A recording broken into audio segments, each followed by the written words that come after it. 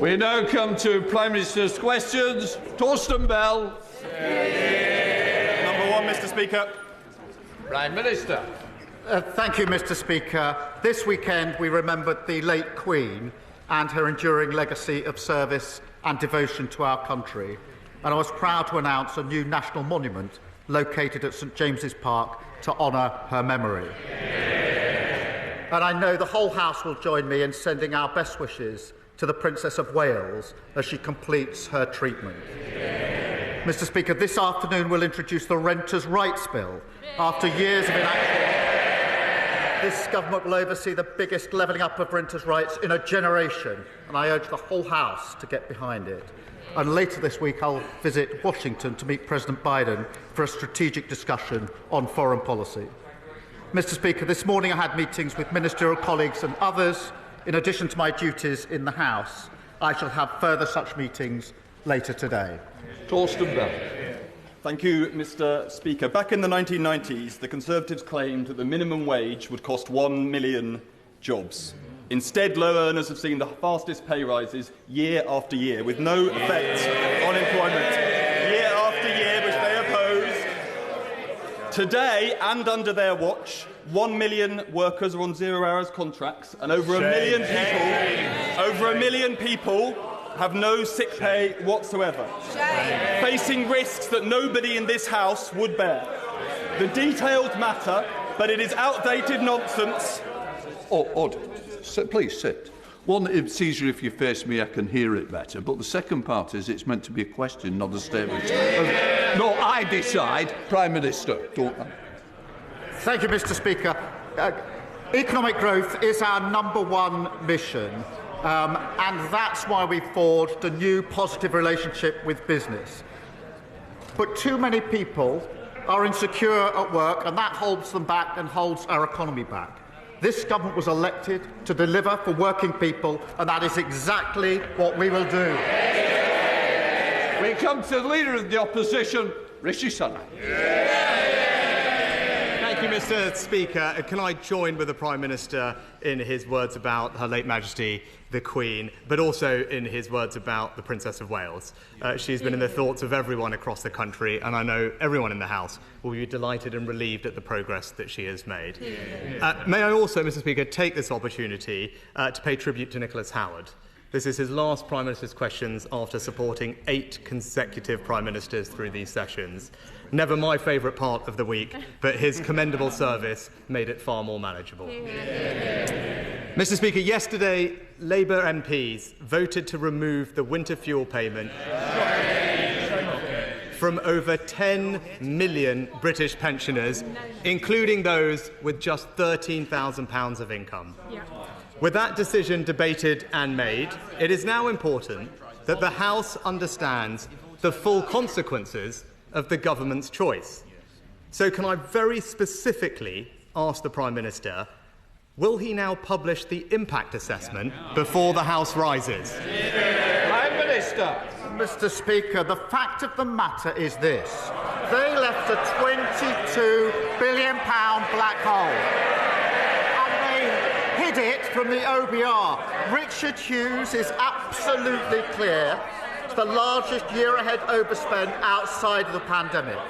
Now, of course, when it comes to mitigations and impacts, we put those in place, ramping up pension credit, dealing with housing benefit and linking it, something the party opposite didn't do for years. And because of the tough decisions that we're making to stabilise the economy, we can make sure that the triple lock shows that increases in pensions will outstrip any loss of payments. But before he complains about us clearing up his mess, perhaps he'd like to apologise for the £22 billion black hole. Mr. Speaker, this has got... Mr. Speaker. I want to hear the question. Mr. Speaker, when I was in government, I delivered record increases in the state pension. We protected the winter fuel payment and we gave pensioners cost of living benefits. He's the one that's taking money away from pensioners on £13,000, Mr. Speaker. But this has got nothing to do with the public finances. His own Chancellor just this morning his MPs may not have been listening to her. His own Chancellor this morning admitted that she would prefer it if this policy didn't even raise any money, Mr. Speaker. Obviously, the government would not have made this decision without an impact analysis. And yesterday, the Energy Minister confirmed that. So I ask, very simply again, why won't he publish the assessment now? Mr. Speaker, I remember the days when the Conservative Party used to be concerned about balancing the books. They've left a £22 billion black hole. Responsibility for this decision lies there. The only way to rebuild our country and invest in our public services and make sure everyone is better off is if we clear up their mess and deal with the £22 billion black hole. But, Mr. Speaker, last week we learned that the Shadow Housing Secretary was calling for means testing of winter fuel payments. Now it turns out that the Shadow Paymaster General agrees with her and even boasted about texting his own mother saying she didn't need the payment. Until he apologises for the mess they've created, he's no position to criticise the action that we're taking. Mr. Speaker, they're shouting now, but those arguments didn't even convince 50 of his own MPs, who suddenly found that they had urgent business elsewhere yesterday, Mr. Speaker. But we know why he's hiding the impact assessment. The Labour Party's own previous analysis claimed that this policy could cause 3,850 deaths. So are the numbers in his impact assessment higher or lower than that? Prime Minister. Mr. Speaker, we're taking this decision to stabilise the economy. That means we can commit to the triple lock. By committing to the triple lock, we can make sure that payments of state pension are higher, and therefore there's more money in the pocket of pensioners, notwithstanding the tough action that we need to take. But he goes around pretending that everything's fine. That's the argument he tried in the election. And that's why he's sitting there and we are sitting here. Mr. Speaker, today pensioners watching will have seen that the Prime Minister has repeatedly refused to admit or to publish the consequences of his decision, and we will continue holding him account for that. But changing topics, Mr. Speaker, today is Back British Farming Day, where we recognise that British farmers produce food that is higher quality, has higher welfare standards and higher environmental standards than imported food. And at a time of increasing global volatility, they are also crucial for our food security and national security. Can he therefore confirm, whether he will be adopting the NFU's recent proposal to enshrine a national food security target in law? Prime Minister. Well, food security is really important. I'm glad he's raised that. We have talked to the NFU about this, and rural issues are really important, and that's what we fought the election on, where we've got a lot of rural constituencies sitting behind me now. We'll continue to talk to the NFU. We do take food security very, very seriously. Mr. Sunak.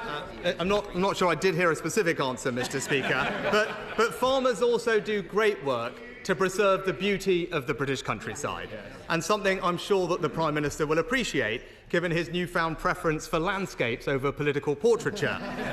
But when it comes to land use,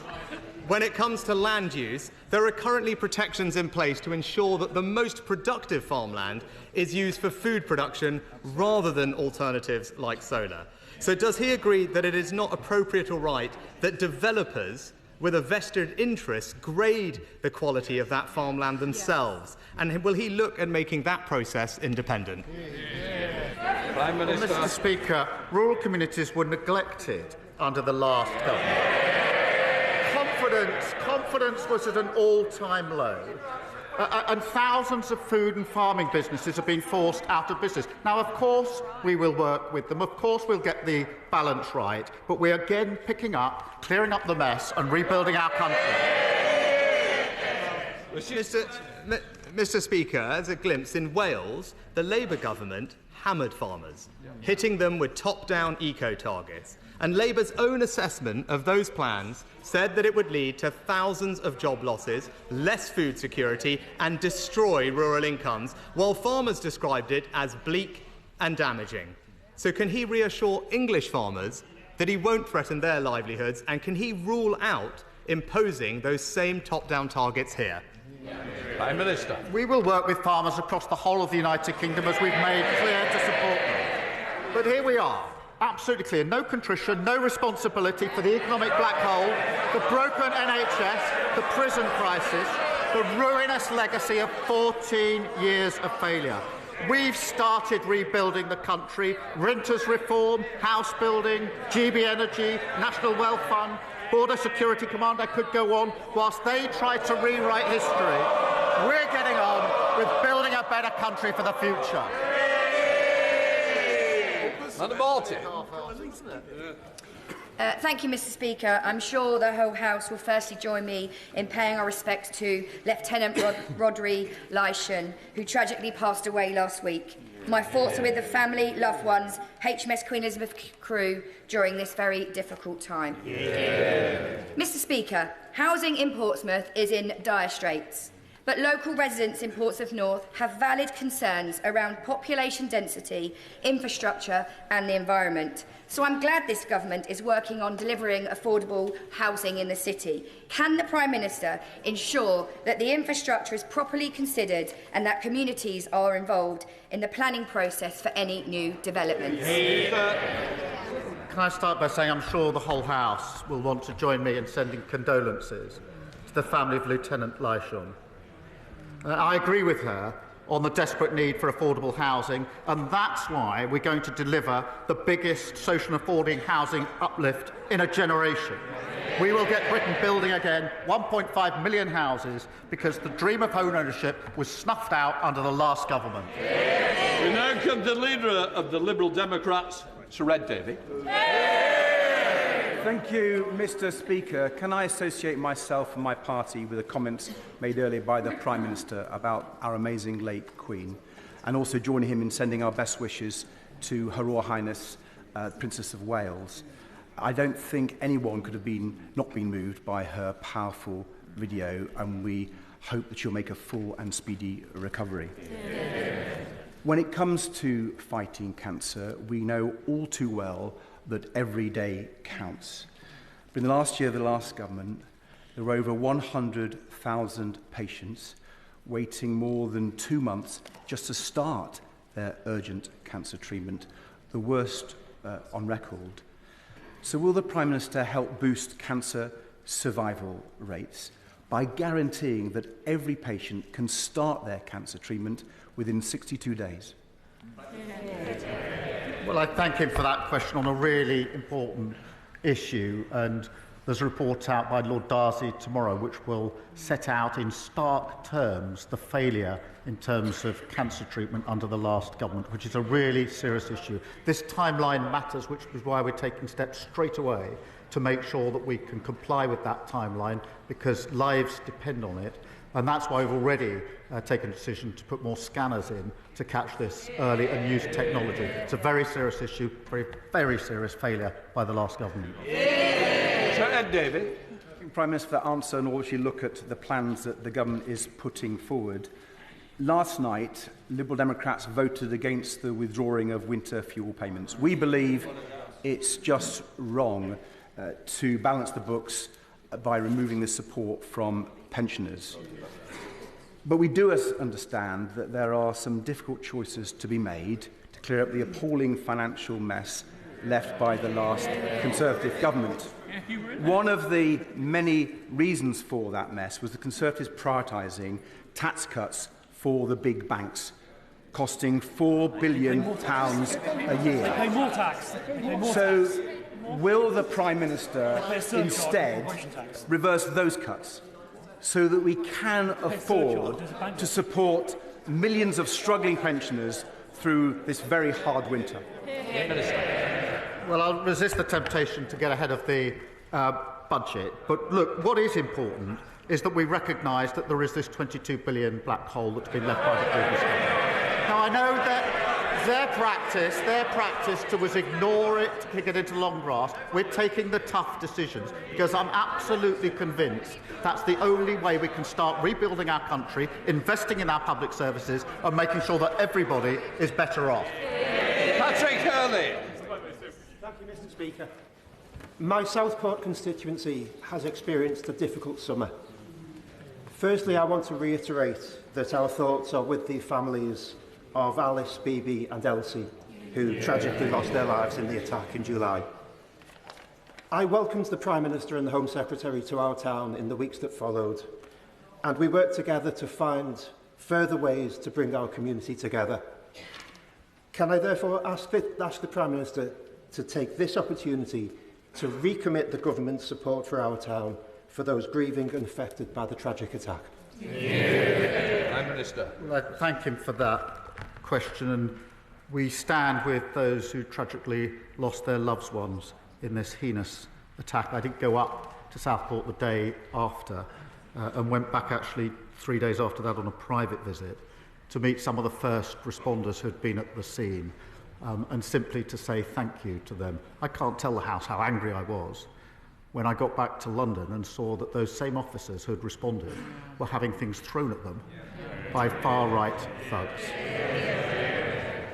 Mr. Speaker, we will work tirelessly to support his constituents, and I thank him as well for his hard work in this difficult time, working with Sefton Borough Council and Liverpool City Region Combined Authority to deliver a support package. The community has endured this horrendous event should be supported, and I know will be, across the whole House. Nigel Farage. Thank you, Mr. Speaker. Yesterday we witnessed some extraordinary celebratory scenes outside Britain's prisons where, in some cases, serious career criminals were released. And this to make way for, yes, rioters, but equally those who've said unpleasant things on Facebook and elsewhere on social media. Does the Prime Minister understand there is a growing feeling of anger in this country that we are living through two-tier policing and a two-tier justice system?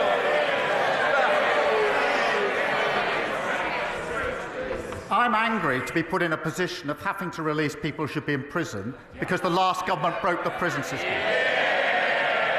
And the Prime Minister was repeatedly warned. He had his own release scheme. He was repeatedly warned that he had to adopt the scheme that we put in place. The former Justice Minister said if we don't do it, we'll have to get down on our knees and pray.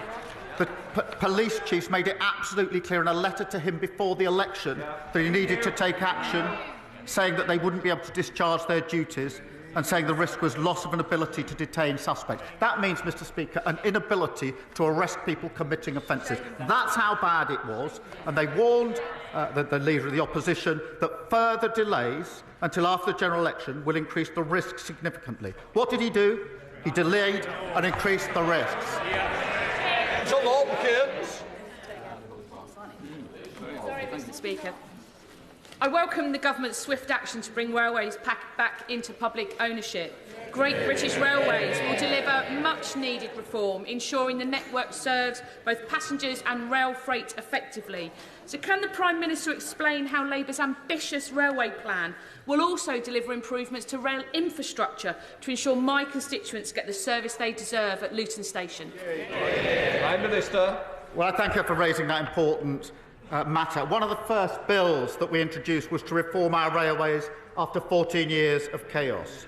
Great British Railways will unite track and train under a single leadership, and that means closer collaboration across the industry and faster, more effective decisions on critical infrastructure. And I know how vital that will be in relation to both Luton and Leagrave stations in her constituency.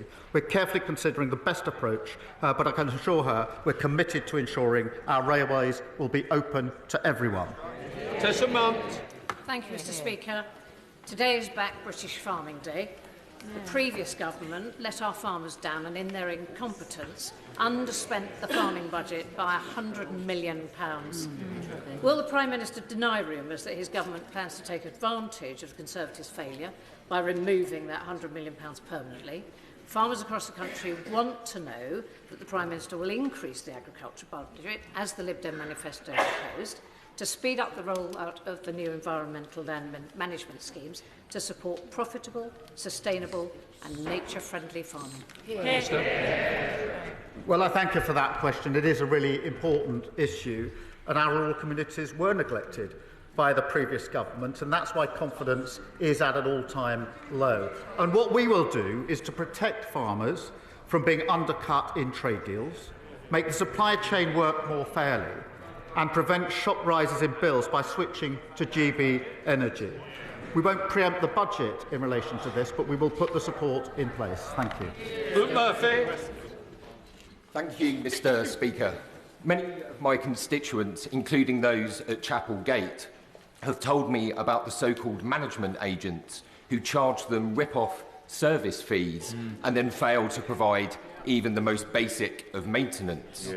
Many of them spend hours each week battling with these agents just to ensure that they and their neighbours are not fleeced in their own homes.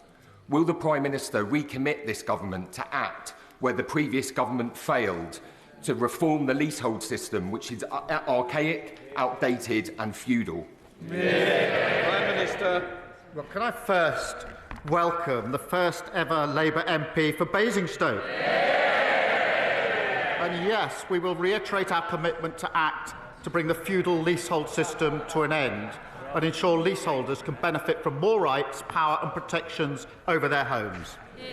Brendan O'Hara. Mr. Speaker, international law is clear. Dropping £2,000 bombs on densely populated civilian areas is a crime. And it's beyond dispute that Israel has used F-35s to do exactly that.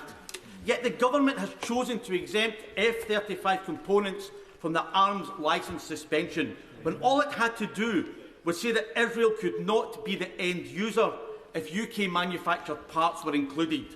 Last week, Mr. Speaker, the Prime Minister stood at that dispatch box and he said, we either comply with international law or we do not. That's right. Why has he chosen not to? Prime Minister. We are complying with international law. We've set out our reasoning, and I think all fair-minded members of the House would support the decision that we've taken. The most important thing now is that we get a ceasefire in place. That is one of the topics that I'll be discussing on Friday to ensure that the remaining hostages can come out, that aid that's desperately needed can go in, and we can start the process to a two-state solution, which is the only way to lasting peace. Graham Downey. Fife has a proud defence heritage, and in my constituency of Dunfermline and Dollar, that continues with the dockyard at Rosyth constructing Type 31 frigates for the Royal Navy, along with a local supply chain of local SMEs. So will the Prime Minister ensure the Strategic Defence Review team visits areas of strategic importance such as Fife so they can engage fully with the local supply chain and ensure the SDSR supports Britain's security as well as local economies? Prime Minister. Well, I thank him for that question and for championing his constituency, including the work at Rosyth Dockyard. The Strategic Defence Review will ensure that defence is central both to security and to economic growth and prosperity. The review will consult widely, including across the devolved nations, and I know the reviewers recognise the strategic importance of constituencies like his, and I will ensure that he gets the chance to meet the relevant minister to discuss the particular issues in his constituency. Dr Neil Hudson. Thank you, Mr. Speaker. The previous Conservative government committed to a rebuild of Whipps Cross Hospital, the Princess Alexandra Hospital in Harlow, and the establishment of a new community. You have to sit down a minute. Luke, I'm determined to hear this question. I don't expect the front bench to be shouting me down, and it won't happen. Thank you, Mr. Speaker. The previous Conservative government... Trying to join in again? Thank you, Mr. Speaker. The previous Conservative government committed to a rebuild of Whipps Cross Hospital, the Princess Alexandra Hospital in Harlow, and the establishment of a new community diagnostic centre at St Margaret's Hospital in Epping. Will the new Labour government honour these commitments and progress these projects in full, which are so vital to improving the health services needed by my constituents of Epping Forest? And if it helps the Prime Minister at all with his answer, these services will also help some of the constituents of his Health Secretary just next door in Ilford North. Prime Minister. Well, look, he's right to champion the hospitals in his constituency, quite right to do so. The problem with what the last government promised was this. They promised 40 new hospitals. The problem was there weren't 40, they weren't new, and many of them weren't hospitals. So we need to review what we can do and put it on a sustainable, deliverable basis. But we will, and he's right to champion those in his constituency. Or are being built. Annalise Bidgley. Thank you, Mr Speaker. Last week, I met my constituent, Cheryl Corbell, mother of Olivia Pratt Corbell, the 9-year-old tragically murdered in 2022.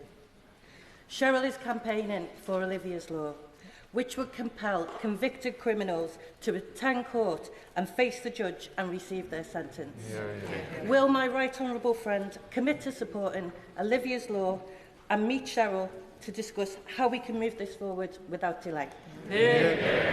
Prime Minister. Mr Speaker, in the King's Speech, we confirmed that we intend to introduce legislation this session so courts have the power to order the most serious offenders to attend their sentencing hearings. This is really important, and I know it's felt across the House, because to deprive victims and their families of seeing the sentencing exercise is to deprive them of justice. I will meet Cheryl. I have already met Cheryl and gave her the commitment last August that we would do this, and I repeat it again today, and I would just pay tribute to the campaign that she has led. Thank you, Mr Speaker. If the Prime Minister was a pensioner earning $11,350 this year and receiving no winter fuel payment, what would he prioritise this Christmas? Heating or eating? Prime Minister. Mr Speaker, we have to be clear why this decision is being made. A £22 billion black hole. And the previous government would walk past these tough decisions, pretend it wasn't there, put it in the long grass. We're not prepared to do that. Because we're taking tough decisions, we can commit to the triple lock, and that means that the state pension will increase by more than any loss of the winter payment allowance. But I would just say this. The biggest impact on pensioners in recent years was when they lost control of inflation, when they allowed energy prices to go through the roof, and we went through a cost of living crisis. We're stabilising the economy to make sure pensioners never, ever have to live through that again. Mark Ferguson. Thank you, Mr Speaker. Annabelle is 5 years old and lives in my constituency. She has high-risk neuroblastoma. Annabelle has endured 15 months of chemotherapy, high-dose chemotherapy, stem cell harvest, proton therapy, immunotherapy, hair loss, nasal feeding. Now she urgently needs the drug DFMO, not yet available in the UK. It must be administered within 90 days of the end of immunotherapy. 91 days is too late. Will the Prime Minister please meet with Annabelle's parents to discuss the life-saving care that she needs? Prime Minister. Well, can I pay tribute to Annabelle for her incredible bravery and understand how important it is that cancer patients are able to benefit from rapid access to effective new treatments. The manufacturers of this drug have applied for a UK licence through Project Orbis, which allows the rapid review and approval of new cancer treatments. And we'll ensure that that process is completed as quickly as possible. And I will also ensure that the Health Minister does set up the meeting that he's asked for. Dame Harriet Baldwin. Thank you, Mr Speaker. I thought that socialism was about taxing those with the broadest shoulders in order to help the most vulnerable. But it appears that Starmer socialism involves scaring those with the broadest shoulders out of the country while taking away the winter fuel allowance of frail 90-year-olds living in drafty homes. Will the Prime Minister apologise to my shivering constituents for his personal choice? And will he reverse this chilling decision? My choice is to stabilise the economy after 14 years of failure. And I'll tell you for why. Because when a government loses control of the economy, it's working people who pay the price, and I will not let that happen under a Labour government. Paulette Hamilton. Thank you, Mr Speaker. More than half of people with pancreatic cancer die within 3 months of diagnosis, and 7 in 10 people never even receive treatment. Every 2 minutes in the UK, someone is diagnosed with cancer. But For those diagnosed with the least survivable cancer, time has too often already run out. Yep. I'm really proud of the Labour government's commitment to our NHS, but will the Prime Minister now commit to reviewing a long-term cancer strategy so we can improve diagnosis and treatment rates in this country? Prime Minister. I thank her for raising this important issue, and it's obviously the second time it's been raised in this session. I'll have a lot more to say tomorrow when I deal with Lord Darcy's report. I pay tribute to her tireless campaigning, particularly in relation to pancreatic cancer. Cancer patients have been failed by the last government, waiting far too long for diagnosis and treatment. We'll get the NHS catching cancer on time, diagnosing it earlier and treating it faster, so more patients survive this horrible set of diseases. Louis Fletch. Thank you, Mr. Speaker. Thank you. Following Labour's disgraceful political decision to scrap winter fuel payments with little notice to millions of pensioners, will the Prime Minister today rule out scrapping concessionary travel fares and council tax discounts, which also help millions of pensioners across the UK? Yes or no? Prime Minister. Well, as he knows very well, I'm not going to preempt the budget. It will all be set out in due course. Speaker, can I pass on the heartfelt thanks on behalf of the Bolton Council of Mosques, who greatly appreciated the dedication and leadership that the Prime Minister showed during the recent riots over the summer. Does my right honourable friend agree with me on the importance of supporting interfaith and community groups who play a vital role in bringing people together? Minister. Well, I thank her for raising that. And we owe an incredible debt of gratitude to our police for their courage in dealing with the recent disorders. And we took action to ensure they had the resources and powers they needed to tackle violence and restore order to our streets. We also, Mr. Speaker, provided additional security for mosques, ensuring freedom of worship and protection from racist threats. And in the aftermath, we saw communities who really represent Britain coming forward, led by faith groups and community organisations. They showed that unity and demonstrated our values of tolerance and of respect. Anne Davies. Diolch Llefarydd. Denmark has been undergrounding its electricity cables since 2008, building infrastructure and maintaining responsible stewardship of the countryside. The Welsh Labour government's policy is for all new power lines to be placed underground where possible. The UK Labour government favours overhead pylons. Why is his government opposing Welsh colleagues in Wales? We are absolutely committed to the transition to renewable energy. The reason for that is because it gives us energy independence, it lowers the bills, and of course the next generation of jobs are tied up with it. We have to do it in a cost-effective way, and we'll make those decisions in the cost-effective way. Jessica Morton. Thank you, Mr. Speaker. The UK steel industry needs a serious government which works in partnership with both businesses and trade unions to secure a transition that's both right for the workforce and delivers economic growth in Wales. We know that deindustrialisation can be devastating to communities, so can the Prime Minister tell me how the government's safeguarding jobs and securing the future of steelmaking communities like ours for generations to come? Prime Minister. We're taking every step we can in relation to the steel industry because it's vital that we give it the support that it needs. We need steel in this country. We need steel made in this country. And our plans and our missions mean we're going to need more steel, not less. And it's the duty of the government to ensure jobs and communities and people aren't ignored in the transition and that jobs are protected. And Mr. Speaker, I can say the Business Secretary will provide an update to the House this afternoon. Ollie Glover. Thank you, Mr. Speaker. Oxfordshire has seen a huge amount of population growth in recent years without the infrastructure to match. Why is that? A new railway station on the Great Western Main Line between Didcot and Swindon, Grove and Wantage, would help to reduce traffic and improve access to both Oxford and London. Does the Prime Minister support investment in our railway, and would he meet with me to hear the case for a new railway station at Grove and Wantage? Prime Minister. Well, I thank the honourable member for raising this important issue, obviously very important for his constituents. And we are committed to putting passengers at the heart of our railways.